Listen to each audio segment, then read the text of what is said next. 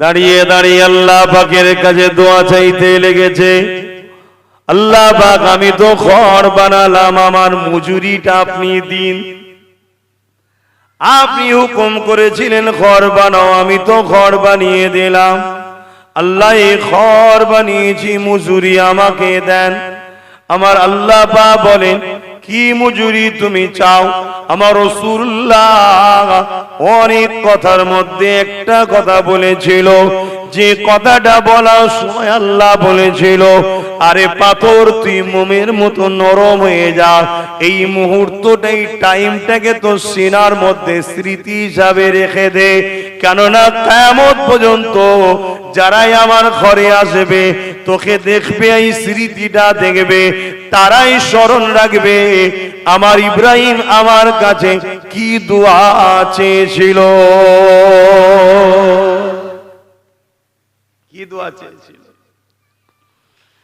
এই যুবকেরা, আব্বা জান ইব্রাহিম আলাইহিস সালাম ওই পাথরের উপরে দাঁড়িয়ে দাঁড়িয়ে আল্লাহ পাকের কাছে দোয়া চাইতে লেগেছে, আল্লাহ আখিরি নবী মুহাম্মদ রাসূলুল্লাহর দাদা হিসাবে আমাকে কবুল করেন, আমার খানদানে, আমার নসলে আখিরি নবীকে পাঠাবেন।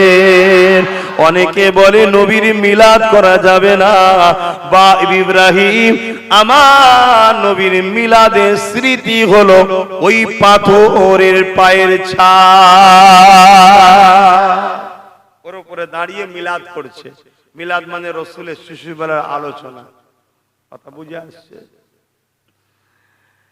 এই নওজওয়ানেরা, আল্লাহ পাক জিজ্ঞাসা করেছিল, ইব্রাহিম তুমি একজন জলিলুল কদর নবী, তুমি আবার আখিরি নবীর দাদু কেন হতে চাইছো? হযরত ইব্রাহিম আলাইহিস সালাম বলেছিলেন, আল্লাহ কাল কিয়ামতের ময়দানে সবাই আপনার হাবিবের দিকে তাকিয়ে থাকবে, ওখানে আপনার হাবিবেরই প্রশংসা হবে, ডাঙ্কা বাজবে, সমস্ত গুনাহগার আপনার হাবিবকে কেন্দ্র করেই হবে।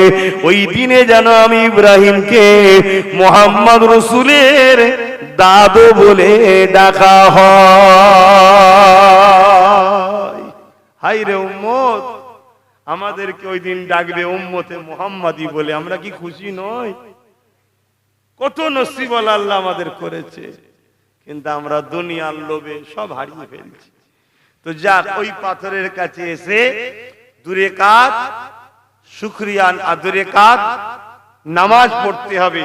ওই কি বলে মাকামে ইব্রাহিমের কাছে ওই নামাজ পড়তেই হবে, যদি না পড়ো হজের রুকুন থেকে তুমি বাদ হয়ে যাবে।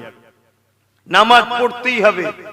ওইখানে কাবা শরীফের দিকে মুখ করে হাজারে আসওয়াদকে, ওই মাকাম ইব্রাহিমকে সামনে রেখে, কাবাকে সামনে রেখে আল্লাহকে সিজদা করতে হবে। সিজদাটা কার? জোরে বলুন, আল্লাহ। কিন্তু কাবা সামনে, হাজার মাকামে ইব্রাহিম সামনে থাকবে, থেকে তোমায় নামাজ পড়তে হবে। এখানে তো পীরের কদম মুসি করলে ফতোয়া হয়, আর ওখানে দেখেন কিরকম ভাবে আল্লাহ স্মৃতি ইয়াদ করাচ্ছে। দেখুন, এই নামাজ আদায়ের পর আপনাকে চলে যেতে হবে জমজম কূপের কাছে, পেট ভরে পানি খেতে হবে।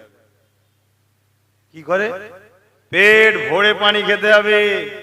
আল্লাহ নবী বলছে, কেউ যদি ইচ্ছা করে কম পানি খায় সে মুনাফিক হয়ে যেতে, মুনাফিকের খাতায় তার নাম উঠবে। পেট ভরে ভালো তারে জান ভরে পানি খাও, আল্লাহর রহমতের পানি, এটা রহমত পান করছো, খাও। খেয়াল করে দেখেন তো, আজ থেকে 4.5 বছর 5 বছর আগের কূপের পানি কয়েক কোটি কোটি লোক বছরে বছরে যাচ্ছে, সারা বছরে উমরা যাচ্ছে, সারা মক্কার লোক খাচ্ছে, পৃথিবীর বড় বড় ভিআইপি দেশের নেতারা খায়। শুনছেন না? শোনেন না কেন? সবাই জানে পৃথিবীর সব জায়গায় যখন ওষুধ ফেল হয়ে যাবে, ওই রোগের শেফা করার ওষুধ হলো এই জমজম পানি। জোরে বলুন সুবহানাল্লাহ। কথা বুঝে আসছে? তাহলে ভাবুন, কেউ ব্যারেল ভর্তি করে করে নিয়ে যাচ্ছে, তারপরও পানি কমছে। কি গো, হ্যাঁ কমছে? এ তো রহমতের জিনিস। হ্যাঁ তো ভাইয়ের আমার, ওখান থেকে আপনি পানি পান করে এবারে চলুন কোথায়? সাফা মারওয়া সাই করতে হবে। সাফা পাহাড়ে যান, যাওয়ার পরে কাবার দিকে মুখ করে দোয়া পড়তে হবে। কাবার দিকে মুখ করে দোয়া পড়ে মারওয়ার দিকে রওনা দিতে হবে। এই রওনা দেওয়ার সময় বিছখানে একটা গ্রিন লাইটের সিস্টেম করেছে, যেটা একটা সমতল জায়গা, সেই জায়গায় ছুটতে হবে। এখন প্রশ্ন, আল্লাহ এই জায়গায় আবার নিয়ে এসছেন কেন? এক তো সাফাই তুললেন পাহাড়ে, আবার কাবার দিকে ঘোরাচ্ছেন, আবার মারওয়ার দিকে যেতে বললেন, আবার বিছখানে এক জায়গায় ছুট করাচ্ছেন। একটা ছুটার মতো পরিস্থিতি তৈরি করা, এ সব কি ব্যাপার আল্লাহ? 5.5 লক্ষ টাকা খরচ করে এখানে এসেছি, আপনি এখনো কি করাচ্ছেন? আমার আল্লাহ বলছে, আমার এক বান্দি, নাম কি গো আম্মা জান? হাজেরা। আমার এক বান্দি, সে তার বাচ্চা ইসমাইলকে পানি পান করানোর জন্য ছুটেছিল। একবার সাফার দিকে মনে করে বালি চকচক করছে পানি, আর এখান থেকে মারওয়ার দিকে তাকাই মনে করে পানি। এই যে যাচ্ছিল সাফা মারওয়া, যখন পাহাড় থেকে নিচু জায়গায় চলে গেছে, পাহাড়ে তো বাচ্চাকে দেখতে পাচ্ছে, নিচু জায়গায় চলে যাওয়ার পর তার বাচ্চা দেখতে পাচ্ছিল না, ওই জন্য দ্রুত একটু ছুটছিলেন যাতে ওই মারওয়া পাহাড়ে উঠে যে তার বাচ্চাকে দেখতে পায়। আমার বান্দি তার বাচ্চার উপর যে প্রেমটা দেখিয়েছে, সেটাও আমার পিয়ারা বান্দা ছিল ইসমাইল। এই স্মৃতিটা তুমি আদায় করো। আল্লাহ, আমি তো পুরুষ মানুষ, আমি তো বাচ্চাও আনিনি, আমি এখানে ছুটবো কেন? আমার আল্লাহ বলছে, না, আমার পিয়ারা বান্দি করেছে, তোমাদেরকে করতে হবে। জোরে বলুন সুবহানাল্লাহ। ভেবে দেখেন আমি কি বলছি। আমার রাসূলুল্লাহর মিলাদ করলে সমালোচনা হয়, স্মৃতি বানালে, আর এখানে দেখুন কি হচ্ছে, 5.5-6 লক্ষ টাকা খরচ করে ছুটা হচ্ছে। কেন আমার এলাকায় ছোটার জায়গা নেই? কি কেউ বুঝতে পারছেন না? পারেন না? হ্যাঁ, হজ আবার ফরজ করে দিয়েছে। ইসলামের 5ম স্তম্ভের মধ্যে ফরজ হচ্ছে একটা হজ। তো যাই হোক, এভাবে সাফা থেকে মারওয়া, মারওয়া থেকে সাফা, এভাবে সাই করতে হবে 7 বার। সাই করার পর ওখান থেকে আপনাকে বেরিয়ে যেতে হবে মিনায়। কথা বুঝে আসছে? এই যে টোটাল কর্মকাণ্ডের মধ্যে সব থেকে কষ্টের জায়গার দিকে বাইরে যাচ্ছেন, মিনা, তাবু। এখন তো ভাই অনেক উন্নত হয়ে গেছে, সিটেসি অনেক কিছু হয়ে গেছে। আগে তো সব ছিল না। আর আমার রাসূলুল্লাহর সময় তো গাছই ছিল না। এখন তবুও তো গাছ টাছ লাগিয়ে অনেক গ্রিন করে ফেলেছে, সবুজ করে ফেলেছে। আল্লাহ নবী জানালেন, যেদিন দেখবে আরো মরুভূমিটা সবুজ হয়ে গেছে, ওই দিন জানবে কিয়ামত বড় কাছে এসে গেছে। আজ যারা যাবে দেখবে আরো দুনিয়া সবুজ হতে লেগেছে, এটা একটা কিয়ামতের বড় নমুনা আসতে লেগেছে। এ যুবকেরা, এখন তো অনেক আরামের জিনিস হয়ে গেছে, কিন্তু মনে রাখবেন আল্লাহর খুশির জন্য আপনি যাচ্ছেন। ওখানে যতদিন থাকবেন নিজেকে একটা আসামির মতো বন্দী করে রাখবেন। খবরদার জোরে কথা বলবেন না, কারো সঙ্গে ঝগড়ায় লেগে যাবেন না। কেউ যদি আপনাকে ধাক্কা দিয়ে দেয়, বিরক্ত হয়ে তার দিকে রক্ত চক্ষুতে তাকাবেন না, কেননা সব দিক দিয়ে আপনাকে পরীক্ষা হবে। হতে পারে কোনো ফেরেশতা মানুষের সুরাতে আপনাকে পরীক্ষা নেবার জন্য নানান দিক দিয়ে ট্রাই করবে। যতটা পারবে ধৈর্য ধরে সবরের সাথে, নমনীয়তার সাথে, বড় এমন করে মাথা নত করে বন্দী হিসাবে, যেমন তার প্রভুর কাছে মাথাটা নত করে দিয়ে এইভাবে ওখানে দিনগুলো কাটাতে হবে। এইভাবে যখন কাটিয়ে কেউ ঘরে ফেরে, আল্লাহ পাক তিনাকে বেগুনা করে দেয় এবং 40 দিন পর্যন্ত ওই হাজী সাহেবের হাতের দোয়াকে আল্লাহ কবুল করে নেয়। অনেকে তাড়াহুড়ো করে, এটা করতে হবে, এটা করতে হবে, ওটা করতে হবে। এত তাড়াহুড়ো করতে যাবেন না। আল্লাহ যখন তোমাকে নিয়ে এসেছে এখানে, এইটাই সবচেয়ে বড় শুকরিয়া আদায় করো, যে আমি কোথায় ছিলাম, কোথায় এসেছি। আমার মতো হতভাগাকে যে আল্লাহ এখানে হাজির করেছে, এটাই আমার জন্য সবথেকে বড় খুশনসিব। আস্তে সুস্তে তাড়াহুড়ো করতে গিয়ে কাউকে কষ্ট দিয়ে ফেলবেন, আঘাত দিয়ে ফেলবেন, এটা আপনার জন্য একটা বড় ক্ষতি হয়ে যাবে, ভয়ের কারণ হয়ে যাবে।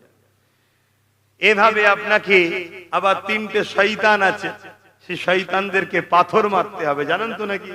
হ্যাঁ, কটা শয়তান? তিনটে। এ থেকে একটা শিক্ষা আল্লাহ দেয় যে শয়তান বড় হোক, মেজে হোক আর ছোট হোক, শয়তান শয়তানি হয়, তাকে পাথর নিক্ষেপ করো। কথা বুঝে আসছে? পাথর নিক্ষেপ করো। ওই জায়গাটাতে মানুষের প্রচুর ক্ষতি হয়ে যায়। এখন তবু অনেক বিশাল সিস্টেম করে ফেলেছে, তারপরও শয়তানকে আঘাত করছেন, শয়তানও তো ছেড়ে দেবে নাকি? সেও তো লাফালাফি করবে। ওই জায়গায় মানুষ এত ঠেলাঠেলি হয়ে যায়, ওই ঠেলাঠেলিতে প্রাণ ওই জায়গাতে মানুষের চলে যায়। এজন্য সব কাজগুলো বড় স্লো ভাবে, ধৈর্যের সাথে, আস্তে সুস্তে করো, বুঝে বুঝে করো, ঠান্ডা মাথাতে করো। যারাই তাড়াহুড়ো করতে গেছে তাদেরই মিস্টেক হয়ে গেছে, কিন্তু আবেগে এসে তাড়াহুড়ো করে ফেলে। এই তাড়াহুড়ো করলে হবে না। আল্লাহ যারা যায়নি, বিশেষ করে যুবকদের বলবো, এই রকম অল্প বয়সে বয়সে যাও, যুবক বয়সে যাও, যাতে করে এই কাজগুলো করতে পারো। কেন কোটি কোটি মানুষের ব্যাপার, যেগুলো একটা জায়গায় কোনো জায়গায় সামান্য জমায়েত হলে তার ভিড়েতে এই অবস্থা হয়ে যায়। কোটি কোটি লোকের জমায়েতের ব্যাপার, দেখার মতো জায়গা। এত কষ্ট। কিন্তু যদি জিজ্ঞেস করা হয় তোমাকে যদি সামনে বছর নিয়ে যাওয়া হয়, যাবে? একটা মনে হয় পৃথিবীতে, আমার মনে হয়, আমার জানা মতে কেউ বলবে না যে না, দু পায়ে এক পায়ে দাঁড়িয়ে যাবে যে আমি সামনে বছর আবার যাবো। জোরে বলুন সুবহানাল্লাহ। কেন? কেন? আরাফার ময়দানে যখন দাঁড়িয়ে থাকবে, আরাফার ময়দানে 9 জিলহজ সব থেকে দোয়া কবুলের দিন হচ্ছে ওই দিন। আল্লাহ 365 দিনের মধ্যে ওই দিন সব থেকে বেশি দোয়া কবুল করে। ওই আরাফার ময়দানে যখন দাঁড়িয়ে থাকবে, এত প্রখর রোদ, জমিনে পা দিবার মতো সময় থাকবে না, কিন্তু আপনার দিল বলবে এই জমিনে আমার বাপ ঘুরে বেরিয়েছিল। কে? আব্বাজান আদম আলাইহিস সালাম। এখন তো তবু অনেক গাছ হয়ে গেছে, গাছ থাকলে একটা পজিশন, কিন্তু ঠান্ডা ভাব আসে। তখন কিছুই ছিল না, এখন রাস্তা হয়েছে। তখন উঁচু নিচু পাথর কোনা ছিল, বাপ খালি পায়ে ঘুরেছে। দিল মনে হয় বাপ যখন ঘুরেছে আমি একটু খালি পায়ে ঘুরেলি, কিন্তু পাটা যখন দেবেন সঙ্গে সঙ্গে আপনি বুঝতে পারবেন যে কোথায় পা দিচ্ছি। এত বড়।